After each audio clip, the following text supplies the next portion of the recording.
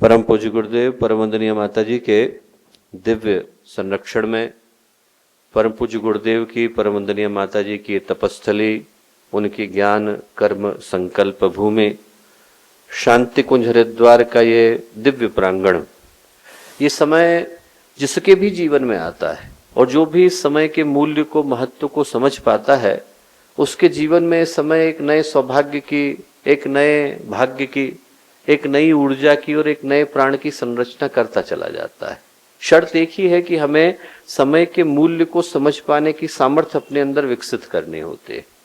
आंधियां आती हैं, बहुत बड़ी बड़ी हवाएं चलती हैं, तूफान आते हैं, तो जब जोर की हवाएं चलती हैं तो जमीन पर पड़े हुए सूखे पत्ते भी आसमानों को चूम करके आते हैं, पर चूम वही पाते हैं जो आंधियों के आगे अपने आप को हवाला कर देने की सामर्थ्य अपने अंदर सुरक्षित रखते हैं।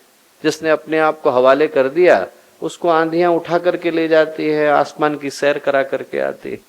जो इस समय के मूल्य को महत्व को समझ पाता है, उसको गुरुदेव की आंधी, आदिशक्ति माँ गायत्री की आंधी अध्यात्म के शिखर पर, हिमालय के शिखर पर ले जाकर के प्रतिष्ठित कर देती है। पर उस स्थान को पहुंचने से पहले, उस शिखर को छूने से पहले व्यक्ति को समय का मूल्य समझना अनिवार्य हो जाता है। यदि आप इतिहास के पृष्ठों को खगाल करके देखें तो ऐसे न जाने कितने महान व्यक्तित्व हुए जिनके जीवन में आंधी आई और उनके जीवन को सदा के लिए बदल करके चली गई। राम बोला थे, अपने घर से निकले और घर से निकले तो उनके मन में पत्नी से मिलने की बड़ी ही आकुलता थी। कामांध होकर, प्रेम में पड़कर ये भूल गए कि चातुर्मास का समय है, बाढ़ आई हुई है, बाढ़ के पानी में कूद गए। मुर्दे का सहारा लेकर जैसे तैसे उस पार को पहुंचे। गिरते पड़ते, हम लोग जरा सोच करके देखें कि यदि हम बिल्कुल उन्हीं परिस्थितियों में हो तो हमारे मन की मनस्थिति क्या होगी। गिरते पड़ते जैसे तैसे अपने पत्नी के घर को पहुंचे। अंधेरे का समय था, बाढ़ का पानी आया हुआ था, मुर्दे का सहारा लेकर के पहुंचे थे। पत्नी का जो कमरा था वो दूसरी मंजिल पर था। एक अजगर लटक रहा था, अजगर के पूंछ को पकड़ करके दूसरे मंजिल पर पहुंचे। और जब पत्नी ने अपने पति की स्थिति देखी तो उनके मुंह से निकला, अस्थि चर्ममय देहमम तामे ऐसी प्रीति। हाड़ मांस का ये शरीर है, उसके प्रति इतना प्रेम लेकर के बैठे हो। अस्थि चर्ममय देहमम तामे ऐसी प्रीति, ऐसी जो श्री राम में हो जाती भवभीति। इतना ही यदि भगवान के लिए प्रेम किया होता तो भव सागर को पार कर गए होते। उस समय राम बोला के सामने एक विकल्प आया। एक विकल्प तो ये था कि पत्नी से लड़ते, कहते कि मैं इतना कष्ट उठा करके आया हूं और आप मुझे ताने दे रही। एक विकल्प तो ये था, और एक विकल्प ये था कि उन्होंने तुरंत सोचा कि हमारी पत्नी हमसे कह क्या रही है। ये कह रही है कि भगवान के प्रति इसी अनुराग को विकसित किया होता तो आप भव सागर को पार कर गए होते। बस राम बोला के जीवन में आंधी आई और उनको गोस्वामी तुलसीदास बना करके गए। घटना छोटी सी थी। व्यक्ति के जीवन में इसी तरीके से आंधियां आती हैं और व्यक्ति को सदा के लिए बदल करके जाती हैं। यदि हम लोग अपने अपने जीवन की समस्याओं से, उलझनों से, परेशानियों से, जो हमारी नित्य प्रति की दिनचर्या है, इससे थोड़ी देर के लिए हट करके इस संसार की समीक्षा, इस संसार का मूल्यांकन, आज की परिस्थितियों का मूल्यांकन करके देखें तो हम पाएंगे कि वातावरण को बदलती हुई, दुनिया को जगाती हुई, सोतों को उठाती हुई, उठों को चलाती हुई, चलों को दौड़ाती हुई, दौड़े हुओं को मंजिल तक पहुंचाती हुई, और जो मंजिल तक पहुंच गए उनको काम पर लगाती हुई एक युग परिवर्तन की आंधी, एक विश्व वसुधा की आंधी आगे बढ़ती चली आ रही। गुरुदेव ने 1986 में वसंत पंचमी का महापर्व था, आप उठा करके देखिए, आपके रोम रोम में रोमांच आ जाएगा। गुरुदेव ने वसंत पंचमी के महापर्व पर उद्बोधन दिया और उद्बोधन में क्या कहा? ये कहा कि बेटा, हम लोगों के सामने अवतार की दूसरी किश्त आ रही। पहली किश्त, जो इसकी पहली किश्त रिलीज हुई थी, वो भगवान बुद्ध के समय में रिलीज हुई थी, विचारशीलता के रूप में आई थी। गुरुदेव बोले अब दूसरी किश्त आ रही है, आस्थाओं के रूप में आ रही है, मान्यताओं के रूप में आ रही है, और युग शक्ति माँ गायत्री के अवतरण के रूप में आ रही। गुरुदेव बोले एक आंधी बढ़ी चली आ रही, और वो जो आंधी बढ़ी चली आ रही है उसका नाम युग शक्ति माँ गायत्री की 24 शक्ति धाराएं हैं। दोस्तों, तो इस समय में ये सोचने की आवश्यकता है कि प्रकृति के 24 तत्वों को मथती हुई गायत्री मंत्र के 24 शक्तों से शक्ति लेती हुई जो शक्ति आगे बढ़ी चली आ रही है, युग शक्ति मां गायत्री की, वही वो आंधी है जो इस पूरे विश्व वसुधा को बदल देने के लिए कृत संकल्पित है, प्रतिबद्ध है। और ये जानने के लिए कि वो शक्तियां कौन सी, हमें सोचने की आवश्यकता है कि गायत्री मंत्र जब हम लोग बोलते हैं तो जिस शक्ति प्रवाह चेतना का नाम मां गायत्री है, उसके उपास्य देव कौन है? उसके उपास्य देव का नाम है सविता। भगवान सूर्य का वो स्वरूप जो पूरी सृष्टि को, पूरे ब्रह्मांड को, पूरे अस्तित्व को जन्म देता है। और उसको ब्रह्मर्षि विश्वामित्र ने सहस्रांशु कह करके पुकारा, उसी से गायत्री सहस्र नाम आया। पर ब्रह्मर्षि विश्वामित्र जब विश्वामित्र तंत्र लिखते हैं तो लिखते में एक बड़ी प्यारी बात लिखते हैं गायत्री बहुनामास्ति। माँ गायत्री के हजारों नाम हैं, पर क्या? चतुर्विंशति सहस्रम महाप्रज्ञा मुखम्मतम, उनमें से 24 ही मुख्य कहे जा सकते हैं। वो जो 24 शक्ति धाराएं हैं और जो 24 का अंक है, ये 24 की संख्या है, बड़ी अद्भुत है। इन्हें चाहे हम 24 अवतारों की 24 शक्तियां कह करके पुकारें, 24 ऋषियों की 24 विभूतियां कह करके पुकारें, गायत्री मंत्र के 24 शब्दों का तत्व ज्ञान कह करके पुकारें, या फिर ये कह करके पुकारें कि प्रकृति के 24 तत्वों को मथने वाली शक्ति है ये वही गायत्री के 24 अवतार हैं, जिनको माँ गायत्री को गुरुदेव ने ले जाकर ब्रह्मवर्चस के अंदर प्रतिष्ठित किया। जब आप ब्रह्मवर्चस में जाएं और वहां पर आपको गायत्री की 24 शक्ति धाराओं के दर्शन होते हैं, तो ये वही 24 शक्ति धाराएं हैं जो गायत्री मंत्र के 24 शब्दों के अंदर से 24 शक्तियों को लेकर के अवतरित हुई। और जो इनके मर्म महत्व को समझता है, उसके जीवन में एक नई संभावना जन्म लेती है। इनमें से 12 वैदिकी हैं, 12 तांत्रिकी हैं, 12 दक्षिण मार्गी हैं, 12 वाम मार्गी हैं। चूंकि गुरुदेव ने तांत्रिकी साधनाओं के विषय में सार्वजनिक मंच से बोलने के लिए मना किया है, इसलिए उनके विषय में तो नहीं बोलूंगा। पर जो वैदिकी शक्तियां हैं, जिनके माध्यम से व्यक्ति के अंदर आध्यात्मिक जागरण होता है, उन शक्तियों के बारे में जानना अनिवार्य हो जाता है। जो भी व्यक्ति गहन साधना के पथ का पथिक है, जिसके हृदय में ये अभीप्सा है कि मुझे गायत्री की साधना को गहराई से करने की आवश्यकता है, उसके लिए इन शक्तियों को समझना, इन शक्तियों को जानना, इनके साथ जुड़ना उसकी आध्यात्मिक यात्रा का सबसे महत्वपूर्ण सोपान हो जाता है।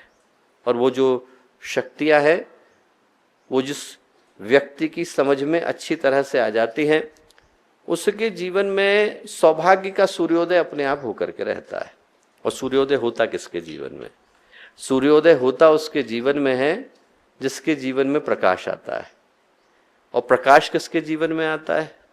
जब बिजली जन्म लेती है, फोटो इलेक्ट्रॉन आपस में घिसते हैं तो उनके घिसने के कारण प्रकाश आता है। कहने को हर जगह पर बिजली है, आसमान के अंदर बिजली, लाइटनिंग की बिजली, पानी के अंदर बिजली, पानी के अंदर की जो बिजली होती है उसी से हमारे घर के बल्ब जलते हैं। आपके और मेरे अंदर बिजली, जिसको हम जैव विद्युत कह करके पुकारते हैं, बायो इलेक्ट्रिसिटी, पर हमारे छू देने से बल्ब नहीं जलता है। यदि हम पानी को लें और पानी को ले जाकर के ट्यूबलाइट के ऊपर डाल दें कि इसी पानी से तो बिजली निकलती है, इस पानी से ट्यूबलाइट भी जल जाएगी, तो नहीं जलता है। क्या करना पड़ता है? पानी के अंदर से पहले बिजली को पैदा करना पड़ता है, और उस बिजली को पैदा करने के बाद बिजली घर के अंदर इकट्ठा करना पड़ता है। बिजली घर से ट्रांसफार्मर में आती है, ट्रांसफार्मर से आने के बाद बिजली के खंभों का सहारा लेकर आपके घर तक पहुंचती है, और घर तक पहुंचने के बाद एक एक तार जो है वो अलग अलग चीजों में चला जाता है। एक तार गया बल्ब के अंदर, एक तार गया पंखे के अंदर, एक तार गया माइक के अंदर, एक तार से वॉशिंग मशीन चल रही है, एक तार से कूलर चल रहा है। आपने बटन दबाया, बिजली आ गई, आपने बटन दबाया, पंखा चलने लगा, आपने बटन दबाया, वॉशिंग मशीन काम करने लग गई। कहने का क्या अर्थ है? कहने का ये अर्थ है दोस्तों कि बिजली अलग अलग नहीं है, पर उससे जुड़ने के तार अलग अलग है। वैसे ही गायत्री अलग अलग नहीं है, शक्ति एक है, उनसे जुड़ने की धाराएं अलग अलग हो जाती है। कभी कभी व्यक्ति को ऐसा लगता है कि 24 गायत्रियों की बात हो रही है, बात 24 गायत्रियों की नहीं हो रही है। आदि शक्ति मां गायत्री एक ही है, उनसे जुड़ने वाली धाराएं अलग अलग हो जाती हैं, और इन 24 धाराओं की बात हो रही है। और इसको समझने के लिए ये समझना अनिवार्य है कि गायत्री की शक्ति धारा है। इस संसार में जो भी घटता है वो शक्ति के माध्यम से घटता है। आपका संकल्प अकेला किसी काम का नहीं, संकल्प के साथ शक्ति जुड़ती है, काम होता है। आपके विचार अकेले किसी काम के नहीं, विचार के साथ शक्ति जुड़ती है, परिणाम आता है। आपके भाव अकेले किसी काम के नहीं, भाव के साथ शक्ति जुड़ती है, भावों का परिणाम आता है। हमारी इच्छाएं अकेले किसी काम की नहीं, इच्छाओं के साथ शक्ति जुड़ती है तो इच्छाओं का परिणाम आता है। हमारी इच्छाओं के अंदर शक्ति का संचार मां गायत्री करती है, इसीलिए उन्हें परब्रह्म की इच्छा शक्ति कह करके पुकारा गया। वेदों में सूक्त आता है, ना सदा सीनो सदा सीत दानीम नासी द्रजो न व्योमा परोयत किमावरीवह कुवश्य शर्मनंभ किमासीत गहनम गभीरम न मृत्युरासीत अमृतम न तर्हि न रात्र्या अन्न आसीत प्रेक। जब सब शुरू हुआ तो कुछ भी नहीं था, और उस कुछ भी नहीं से सब कुछ निकल करके आया। न दिन था, न रात थी, न सुबह थी, न शाम थी, न शुभ था, न अशुभ था, न प्रकाश था, न अंधकार था, पर वो था। वो कौन? जिसने पूरी सृष्टि का निर्माण किया। और एक दिन वो चेतन हुआ, उसके अंदर ये भान हुआ कि मैं यहाँ पर उपस्थित हूँ, एको हम बहुश्याम। और जैसे ही उसके अंदर भान हुआ, उसने आवाज लगाई, कोई और है। और वो जो आवाज थी उसके पास लौट करके आई, वो जो आवाज लौट करके आई वो माँ गायत्री कहलाई। भगवान की, भगवान को जो आवाज है और वो जब लौट करके आती है तो माँ गायत्री कहलाती है। एको देवः सर्वभूतेषु गूढ़ः सर्वव्यापी सर्वभूतांतरात्मा कर्माध्यक्ष सर्वभूतादिवास साक्षी चेतो केवलो निर्गुणश्च। भगवान के लिए हम लोग कहते हैं निर्विकल्प है, निष्पन्द है, निराकार है, किसी चीज के अंदर वो इन्वॉल्व नहीं होते। तदई जति तन्नई जति तद दूरे तदंतिके, सबके अंदर हैं, सबके बाहर हैं, चलते हैं नहीं भी चलते हैं, उठते हैं नहीं भी उठते हैं, बैठते हैं नहीं भी बैठते हैं और नहीं भी। तो वो जो शक्ति जो किसी चीज के अंदर इन्वॉल्व नहीं हो रही है और उसी ने इस संसार का निर्माण किया, तो इसको चला कौन रहा है? परब्रह्म तो निर्विकल्प है, निष्पन्द है, निराकार है, पर इस सृष्टि को चलाने वाली जो व्यवस्था है उसका नाम मां गायत्री। पूरी सृष्टि जिनके कारण चलती है उनका नाम मां गायत्री है। इसीलिए पुराणों में जब आप पढ़ते हैं कि ब्रह्मा जी ने संकल्प किया कि सृष्टि का निर्माण करेंगे, तो आदेश हुआ तप करो। किसका करे? गायत्री मंत्र का करो। उस गायत्री मंत्र के तप के कारण सृष्टि का निर्माण हुआ। तो जो पहली शक्ति निकल करके आती है उनका नाम है आदि शक्ति। मां गायत्री की पहली वैदिकी शक्ति का नाम है आदि शक्ति, सबसे पहली और सबसे बड़ी। और आदि शक्ति के साथ यदि आप जुड़ते हैं, वो शक्ति जो सबसे पहले थी, सबसे पुरातन थी, तो आपके जीवन में क्या परिवर्तन होता है? आपके जीवन में प्रज्ञा का अवतरण होता है। आदि शक्ति से जुड़े तो साधक के जीवन में प्रज्ञा का प्रवेश होता है। जब पातंजलि ने योग सूत्र में समाधि की व्याख्या करी तो कहा कि 3 चीजें एक साथ घटें तो समाधि लगती है। देश बंधस्य चित्तस्य धारणा, किसी एक देश के ऊपर, किसी एक विषय के ऊपर मन पूरी तरह से चला गया तो धारणा है। तत्र प्रत्ययिकता नता ध्यानम, वहां मेरी चेतना भी बहने लगी तो ध्यान लगा। तदैवार्थ निर्भासम स्वरूप शून्य में विति समाधि, और हम दोनों ही खो गए, न मैं हूं और न मैं जिसका ध्यान कर रहा हूं वो है, हम दोनों खो गए तो समाधि है। और जब ये तीनों मिल गए, त्रय में एकत्र संयम, तीनों मिल गए तो संयम हुआ, और उस संयम को भी मैंने विजय कर लिया, तब क्या होगा आप सोचिए।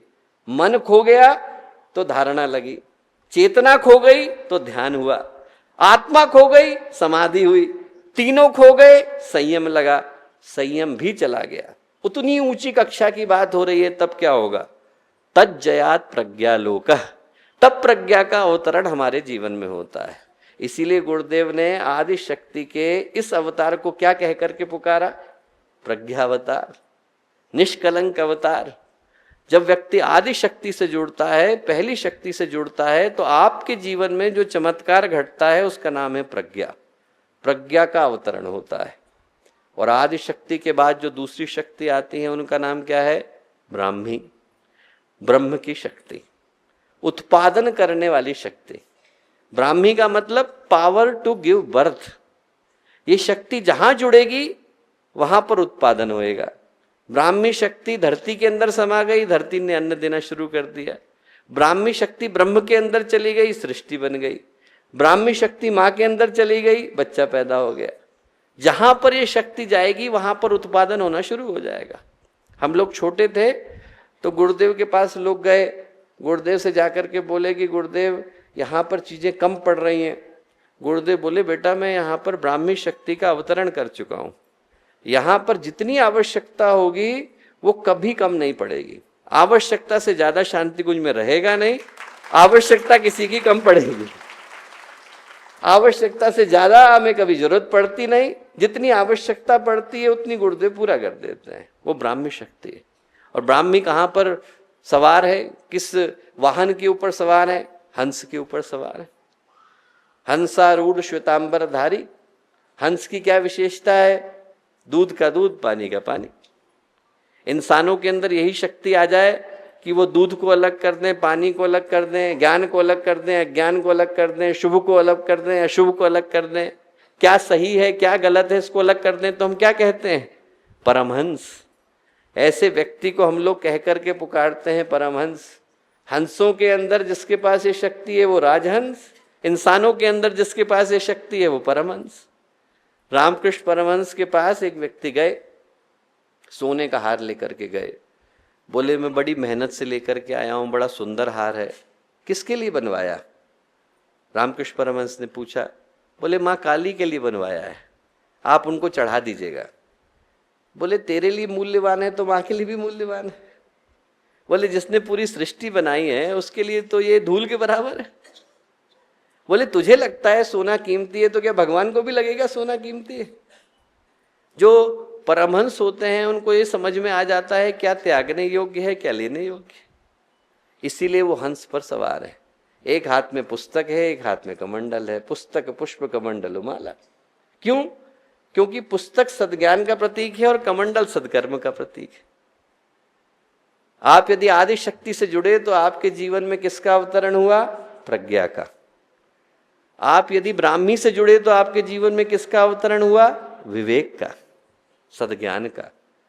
व्यक्ति की शक्ति उस चेतना से जुड़ जाती है जो आपको बताती है क्या करने योग्य क्या नहीं करने योग्य, क्या लेने योग्य क्या छोड़ने योग्य है। इस संसार में श्रेय भी है प्रेय भी है। हमें किस पथ पर जाना है? हमारी अंधेरी राहों को प्रकाशित करने का काम ब्राह्मी शक्ति करती है। उसके बाद वैष्णवी, भगवान विष्णु की शक्ति, लालन पालन करने वाली। बच्चे का जन्म हुआ तभी तो लालन पालन की व्यवस्था बनेगी। बच्चे का जन्म हो गया तो दूध भी इकट्ठा करना पड़ेगा, पानी भी लाना पड़ेगा, आपको बिस्तर भी सजाना पड़ेगा, फिर थोड़ा बड़ा हो जाएगा तो स्कूल भी भेजना पड़ेगा, और थोड़ा बड़ा हो गया तो शादी भी करनी पड़ेगी। बच्चा जब पैदा होगा तब लालन पालन की व्यवस्था आएगी। जिसके जीवन में माँ वैष्णवी की शक्ति आती है उसके जीवन में क्या आता है? सुव्यवस्था। उसके जीवन में सही से मैनेजमेंट आ जाता है। इसीलिए किस जगह पर सवार हैं? गरुड़ के ऊपर सवार है। गरुड़ किस चीज का प्रतीक है? दूरदर्शिता का, जागरूकता का। इस चीज का प्रतीक है जिसको हम लोग अंग्रेजी में बोलते हैं eye of an eagle. Eye of an eagle कहते हैं ना, दूर की चीजें भी उसको एकदम स्पष्ट दिखाई पड़ती हैं। यहां से 3 किलोमीटर दूर भी एक कीड़ा बैठा होगा तो चील को अच्छे से दिख जाएगा, और गरुड़ भगवान को तो और ज्यादा दिखता है। दूरदर्शिता के प्रतीक। ये पता है कि क्या करना है। लोग आज के लाभ के लिए कल का नुकसान उठाने को तैयार है। आज हम लोग 10 रसगुल्ले खा लें, कल डायबिटीज होगी, देखा जाएगा। पर जो समझदार है वो ये देखता है कि इसका परिणाम क्या आएगा, उसके हिसाब से आज के जीवन को जीने की आवश्यकता है। और जो वैसा जीता है उसके जीवन में वैष्णवी शक्ति का प्रवेश होता है। गुरुदेव ने प्रज्ञा पुराण में कहानी लिखी है। एक राज्य था, बड़ा अजीब सा नियम था। वहां पर जिस राज्य के राजा को चुनते थे उसको 5 वर्ष तक तो सारे भोग के साधन देते थे। जो उसने कामना करी तुरंत ला करके देते थे। और जैसे ही 5 वर्ष पूरे हुए उसे ले जाकर के एक निर्जन द्वीप के अंदर छोड़ देते थे। 5 वर्ष तक तो उसको दुनिया की हर चीज मिली, और जैसे ही 5 वर्ष पूरे हुए उसके बाद कोई पलट करके भी नहीं देखता था कि क्या हुआ, ले जा करके निर्जन वीराने द्वीप पर छोड़ करके आ जाते थे। छोड़ दिया। एक व्यक्ति राजा बना। राजा बनते से ही उसने सबसे पहले ये सोचा कि मैं इस राज्य को तो बाद में देखूंगा, पहले ये देख करके आऊं कि 5 वर्ष के बाद कहां जाना है। उसने सबसे पहले जाकर के उस जगह को, उस वीराने द्वीप को सही करना शुरू किया। वहां पर खेती करानी शुरू करी, हॉस्पिटल लाना शुरू करा, एजुकेशन की व्यवस्था करी। उस 5 वर्ष के अंदर उसने उस राज्य को इतना सुंदर बना दिया कि जब 5 वर्ष के बाद वो छोड़ने के लिए गए तो इस राज्य से ज्यादा बेहतर वो वाला राज्य था। हम लोगों को एक दिन तो ये राज्य छोड़ना ही, एक दिन तो ये सब छूट जाएगा, ये शरीर छूट जाएगा, ये रिश्ते छूट जाएंगे। सांस टूटते ही सब रिश्ते छूट जाते हैं। बाप माँ बहन बीबी बच्चे छूट जाते हैं। जैसे ही सांस गई सब छूट जाएंगे। उसके बाद जिस राज्य में जाना है वहां की तैयारी तो कर लेनी चाहिए। उस राज्य की तैयारी जो आज से करता है उसके अंदर वैष्णवी शक्ति का अवतरण होता है। व्यक्ति यहां की तैयारी के लिए उसको भूल जाता है, जो वहां की तैयारी के लिए इसको याद रखता है उसके अंदर वैष्णवी शक्ति का अवतरण हुआ। इसलिए उनके पास क्या है, 4 गुण हैं जो सुव्यवस्था के प्रतीक हैं। शंख है, चक्र है, गदा है और पद्म है। शंख किस चीज का प्रतीक है? आपके पास संकल्प होना चाहिए, संकल्प का उद्घोष। जब गीता शुरू होती है तो पहले अध्याय के 14वें श्लोक में भगवान पांचजन्य को बजाते हैं, पर भगवान अकेले नहीं बजाते। अर्जुन देवदत्त बजाते हैं, युधिष्ठिर अनंत विजय बजाते हैं, भीम पौंड्र बजाते हैं, सुघोष और मणिपुष्पक को नकुल और सहदेव बजाते हैं। संकल्प का उद्घोष। आप कभी भी देखिए महाभारत का फोटो दिखाया जाता है तो भगवान गीता में भगवान कृष्ण जो है पांचजन्य को बजा रहे हैं। संकल्प का उद्घोष। चक्र सक्रियता का प्रतीक है, गदा कठोरता का प्रतीक है, पद्म कोमलता का प्रतीक है। यदि किसी के जीवन में सुव्यवस्था आती है तो 4 गुणों का होना अनिवार्य है। एक अच्छा मैनेजमेंट, एक अच्छा एडमिनिस्ट्रेशन तभी है जब व्यक्ति के पास 4 चीजें हैं। संकल्प का उद्घोष है, सक्रियता है, उसके अंदर कठोरता है और कोमलता है। जिसके पास ये 4 चीजें आ गई, वैष्णवी शक्ति का अवतरण हो गया। फिर शांभवी। भगवान ब्रह्मा की शक्ति ब्राह्मी, भगवान विष्णु की शक्ति वैष्णवी, शंभु की शक्ति शांभवी। शव को शिव बनाने वाली, मुर्दे को जिलाने वाली, शिथिल को सक्रिय बनाने वाली। जिसके पास ये शक्ति है उसके जीवन में सक्रियता अपने आप आ जाती है। भगवान शिव के दोनों ही रूप है। एक रूप में तो वो कैलाश पर निवास करते हैं, कल्याण का प्रतीक बनते हैं, और एक रूप में शमशान में रहते हैं, चिता की भस्म को धारण करते हैं। गले में उनके मुंडमाल है। उनके सहयोगियों के रूप में रुद्र हैं, वीरभद्र हैं, काल भैरव हैं। उनकी आंखों में अग्नि ज्वालाएं, काल सर्प उनका यज्ञोपवीत, उनके चरणों की थिरकन से प्रलय जन्म लेती है। उस रूप में, महारुद्र के रूप में वो शव को जीवित करते हैं, और उनकी जो शक्ति है उनका नाम है शांभवी। हमारे जीवन में जो भी शिथिलता है, जो भी निष्क्रियता है, जो भी जड़ता है, उसको सदा के लिए खत्म कर देने का काम शांभवी करती है। जो आदि शक्ति से जुड़ा उसके जीवन में प्रज्ञा का अवतरण हुआ। जो ब्राह्मी से जुड़ा उसके जीवन में विवेक का अवतरण हुआ। जो वैष्णवी से जुड़ा उसके जीवन में सुव्यवस्था का अवतरण हुआ। जो शांभवी से जुड़ा उसके जीवन में सक्रियता का अवतरण हुआ। इसीलिए वृषभ के रूप में बैठे। वृषभ वाहन है। वृषभ किस चीज का प्रतीक होता है? व्यक्ति सक्रिय है, इस चीज का प्रतीक क्या है? प्रमाण इस चीज का क्या है? 3 गुण उसके पास होने चाहिए, श्रम, साहस और धैर्य। श्रम करने की क्षमता होनी चाहिए, साहस होना चाहिए और धैर्य होना चाहिए। हाथ में त्रिशूल है, अज्ञान अशक्ति अभाव को मारने के लिए, और तृतीय नेत्र खुला हुआ है। उस जगत का ज्ञान इधर लेकर के आती हैं जो हमारी दृष्टि से ओझल है। आदि शक्ति, ब्राह्मी, वैष्णवी, शांभवी। जब व्यक्ति इन सारी चीजों को अपने जीवन में धारण करता है तब वेदों को समझ पाने की सामर्थ्य विकसित हो पाती है। इसलिए इन सब के बाद जो शक्ति आती है माँ गायत्री की, उनका नाम है वेद माता। जो वेदों का ज्ञान है वो माँ गायत्री के 4 मुखों के माध्यम से प्रवाहित हुआ। हम लोग माँ गायत्री के 4 मुख मानते हैं, और जो गायत्री मंत्र के 4 हिस्से हैं, जो शीर्ष भाग है ओम भूर्भुवः स्वः ऋग्वेद में आया, तत्सवितुर्वरेण्यम यजुर्वेद में आया, भर्गो देवस्य धीमहि अथर्व सामवेद में आया, धियो यो न प्रचोदयात् अथर्ववेद में आया।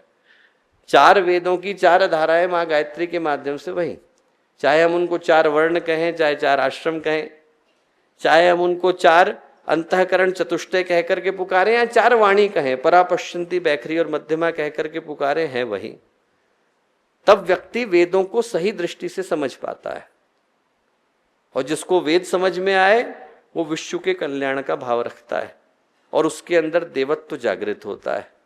तो उसके बाद जो शक्तियां आती हैं उनका नाम क्या है? वेद माता के बाद देव माता, विश्व माता। सबसे पहले आदि शक्ति आई, ब्राह्मी आई, वैष्णवी आई, शांभवी आई। फिर कौन आया? वेद माता, देव माता, विश्व माता। वेदों को समझने की सामर्थ्य, हमारे अंदर के देवत्व के जागरण की सामर्थ्य। यदि कोई गंभीरता से शांति कुंज में घूमे तो समझ पाएगा कि गुरुदेव ने गायत्री की 24 शक्तियों को 24 तरीके से यहीं प्रतिष्ठित किया है। जब कहा मनुष्य में देवत्व का उदय, धरती पर स्वर्ग का अवतरण, तो देव माता का आवाहन किया।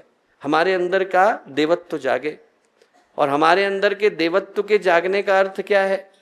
हमारे अंदर के देवत्व के जागने का अर्थ है उन शक्तियों का जागना जो व्यक्ति को देवत्व की ओर लेकर के जाती है। शास्त्रों में आप पढ़ें तो जो देवता शब्द है वो बड़ा प्यारा है। हम लोग कहते हैं देवो दानदवा दीपदानदवा द्युस्थिते भवतिवा। देवता कौन हुआ? जिसके अंदर 3 गुण हुए। कौन कौन से? देने की भावना, देने की सामर्थ्य अनेकों के पास है, भावना बिरलों के पास होती है। बहुत कम लोग ऐसे होते हैं जो देना चाहते हैं, दे सकने वाले बहुत हैं, देने की भावना रखने वाले बिरले हैं। जो देने की भावना रखते हैं वो देवता बन जाते हैं। एक संत की कहानी आती है। पहले हम लोग कहा करते थे कि अलग 3 जगहों पे मधुकरी लेने के लिए संत जाते थे, जो सन्यासी होते थे, और मांगते नहीं थे, जो अपने आप उनको दे दे उनसे लेते थे। तो एक संत गए, शिष्य के साथ थे, एक दरवाजे पे खटखटाया, कुछ नहीं मिला। दूसरे पे गए, कुछ नहीं मिला। तीसरे पे गए, एक बच्ची ने दरवाजा खोला। बच्ची ने दरवाजा खोला तो बच्ची बोली कि स्वामी जी आज कुछ भी नहीं है, होता तो मैं आपको जरूर देती। तो वो जो संत थे बोले एक काम कर बेटा, ये जमीन पर पड़ी धूल दे दे। तो उसने माथे से लगाई और धूल दे दी, और संत ने बड़ी खुशी से ली और ले करके लौटे। उनके शिष्य देख रहे थे। उनके शिष्य बोले कि अरे आप धूल को इस तरीके से माथे पे लगा रहे हैं, इसका क्या अर्थ है? संत बोले बेटा आज उसके पास देने की भावना है, देने के लिए कुछ नहीं है, पर देने की भावना है। कल को जब बड़ी होगी तो भगवान इसके हाथ में देने की सामर्थ्य भी विकसित करेगा। बोले तब ये भूल नहीं जाए। जिसके पास देने की भावना है वो सुरक्षित रहे तो उसके अंदर का देवत्व लौटता है। दीपदानदवा, दीपक की तरह से प्रकाशित हो। जीवन में ये बताने वाले तो हजारों मिल जाते हैं कि आपका जीवन गलत कैसे चल रहा है, पर ये बताने वाले बिरले होते हैं कि हम जीवन में सही क्या कर रहे हैं। हमारे अंदर की अच्छी ताकतों को, सकारात्मकता को बढ़ाने वाली शक्ति। द्युस्थिते भवतिवा, और जहां वो बैठ गए वो जगह स्वर्ग में बदल जाती है। असली देवता वो नहीं जिनको स्वर्ग की आवश्यकता है, असली देवता वो है जिनकी स्वर्ग को आवश्यकता है। उनके उपस्थित होने से स्वर्ग बन जाता है। वेद माता, देव माता, विश्व माता, जिनके अंदर ये भावना हो कि हमें पूरे विश्व का कल्याण करना है। अयम निजः परो वेति गणना लघु चेतसा उदार चरिता नाम तो वसुधैव कुटुंबकम। पूरी वसुधा को अपना परिवार मानने वाले। गुरुदेव ने जब गायत्री परिवार की स्थापना करी तो क्या कहा? एकता, समता, शुचिता, ममता, ये 4 गुण मिलकर के गायत्री परिवार को बनाते हैं। ये विश्व माता के गुण है। आदि शक्ति व्यक्ति के जीवन में आई, प्रज्ञा का अवतरण हुआ। ब्राह्मी आई, विवेक का अवतरण हुआ। वैष्णवी आई, सुव्यवस्था का अवतरण हुआ। शांभवी आई, सक्रियता का अवतरण हुआ। वेद माता, देव माता, ज्ञान, विश्व माता ज्ञान को लेकर के आई, देवत्व को लेकर के आई, और पूरे वसुधा को परिवार मानने के भाव